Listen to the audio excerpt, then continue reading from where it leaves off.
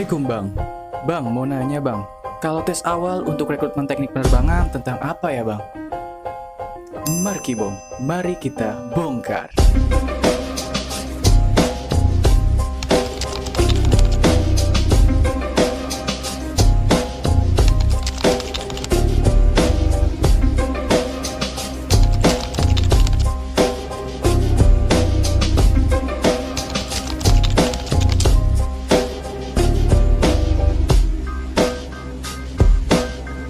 Yo, what's up everybody? Balik lagi sama gua Dani Jaya di channel yang mungkin kalian tunggu-tunggu.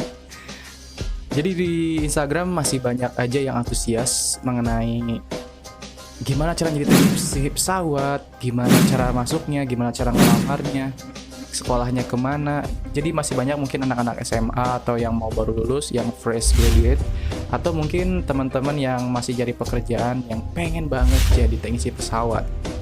Nah, di sini gue mau bongkar rahasia semua hal, tata cara atau tips and trick gimana biar nanti bisa kerja di maskapai atau di tempat-tempat MRO gitu ya, maintenance, repair, and overhaul, yang nerima kalian sebagai teknisi pesawat. Alright, jadi di sini ada ini update info terbaru.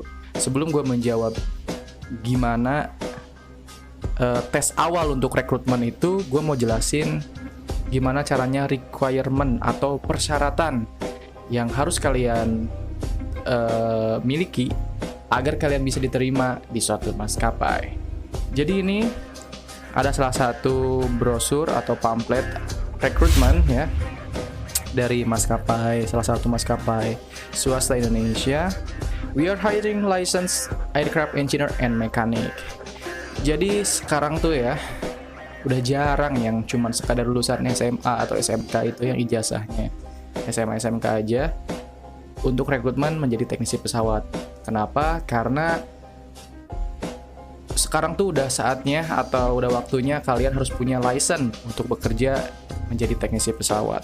Karena di sini aja syarat pertamanya aja yang dicari tuh orang-orang yang udah mempunyai aircraft license atau ya basicnya tuh sekarang tuh A1A4 gitu, airframe or power plant, atau C1, C2, dan C4. Alright, itu nanti akan kita bahas di next video. Oke, persyaratan pertama, pria atau wanita. Jadi siapapun gendernya kalian boleh ikutan, tapi kecuali dari dua itu, sorry, nggak bisa. Yang kedua, tidak buta warna total atau parsial. Biasanya kalian harus dites atau dibuktikan dengan surat keterangan sehat dari rumah sakit, dari Polimata gitu, yang menyatakan bahwa kalian tidak buta warna. Atau nanti mungkin ada medical check up sendiri dari perusahaannya untuk membuktikan kalian memiliki mata yang normal. Yang ketiga adalah fresh graduate, usia maksimal 25 tahun. Tentu saja di sini fresh graduate-nya adalah dari akademi, dari perkuliahan gitu ya. Karena di sini kan harus memiliki license gitu. Yang dimana umur-umur SMA itu ya belum bisa gitu. Dan di sini maksimal usianya 25 tahun. Jadi di atas itu untuk fresh graduate nggak bisa gitu. Nah, yang selanjutnya adalah experience atau berpengalaman, usia maksimal 30 tahun untuk mekanik dan 45 tahun untuk engineer. Jadi untuk mekanik yang mungkin sebelumnya pernah bekerja di maskapai sebelumnya atau di mana tempat kerja sebelumnya yang udah punya license, maksimal usianya itu berumur 30 tahun. Sedangkan untuk engineer yang sudah memiliki pengalaman atau experience itu berusia maksimal 45 tahun. Jadi lewat dari itu, mohon maaf, tidak bisa. Kemudian ini yang kelimanya adalah memiliki license A1 dan A4 atau C1, C2, dan C4 untuk mekanik. Nah, license ini nanti kita akan bahas lebih lanjut, apa itu A1, apa itu A2, A3, A4, C1, C2, dan C4 itu apa, nanti kita akan bahas di next video. Yang penting kalian harus memiliki dulu basic license-nya itu ya. Dan yang ketiga, memiliki AMEL type rating A320, A330, B737, ATR72 untuk engineer. Type rating ini adalah sebuah kecakapan gitu ya, surat kecakapan yang dimana menyatakan bahwa kamu memiliki keterampilan khusus untuk menghandle pesawat tersebut gitu. Yang dimana spesifikasinya di sini adalah untuk type rating Airbus 320, A330 ya, kemudian 737 Boeing, dan ATR 72 untuk engineer. Dan bersedia ditempatkan di seluruh wilayah kerja Lion Air Group. Nah, itu salah satu syarat yang paling penting. Jadi kalian ketika sudah diterima tidak bisa tuh menolak ketika mau ditugaskan dimanapun itu, di mana bandara yang ada maskapai tersebut untuk dihandle, maka kalian harus bersedia. Nah, pendaftaran dapat dilakukan melalui link-link berikut. Di sini ada linknya. Ada link khusus pelamar engineer, ada link khusus pelamar mekanik. Dan pendaftaran ditutup pada Senin 31 Mei 2020. Hari ini gue syuting video ini adalah tanggal 7 Mei 2021, bukan 2020 ya. Jadi masih ada waktu untuk kalian-kalian yang memiliki kecakapan atau persyaratan tersebut, silakan ajukan lamaran. Oke, dalam hal ini rekrutmen dan publikasi informasi, Lion Group tidak bekerja sama dengan pihak manapun, dan seluruh proses rekrutmen tidak dipungut biaya. Hasil keputusan rekrutmen merupakan kewenangan dari manajemen Lion Air Group. Itu note-nya ya. Jadi itu untuk requirement-nya terlebih dahulu. Nah, baik lagi untuk pertanyaannya, Bang, kalau tes awal untuk rekrutmen teknik penerbangan tuh tentang apa aja ya, Bang? Sebenarnya sebelumnya juga gue pernah bahas sih di video yang ini.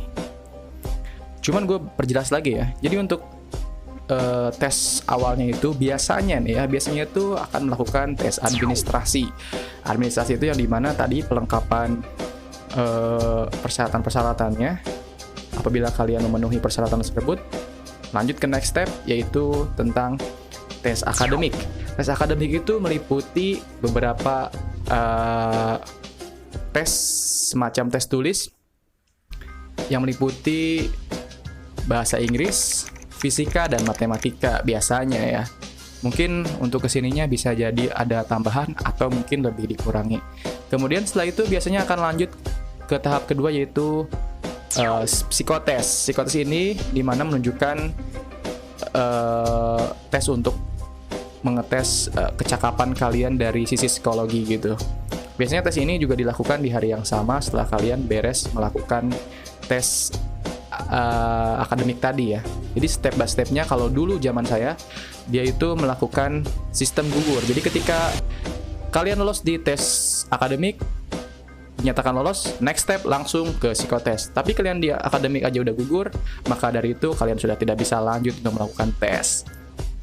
Nah, untuk setelah tes psikotes ini berlangsung dan kalian berhasil nyatakan lolos lagi, biasanya di next day, di hari kedua, akan tes lanjutan, yaitu interview, yang dimana kalian akan diwawancara langsung ke beberapa dari pihak HRD atau beberapa atasan-atasan dari mekanik atau dari pihak departemen tekniknya itu sendiri. Nanti kalian akan melakukan beberapa pertanyaan mengenai pengetahuan umum penerbangan, mengenai kecakapan kalian, misalkan kalian di bidang avionik atau di tentang airframe, kalian akan dites, dibahas di situ mulai beberapa pertanyaan, dan yang dimana pertanyaan tersebut akan diajukan dengan bahasa Inggris. Jadi persiapkan mental dan ilmu dan kecakapan kalian agar ketika wawancara berlangsung kalian tidak kerepotan atau tidak bingung menghadapi beberapa pertanyaan-pertanyaan dari interviewer atau HRD itu.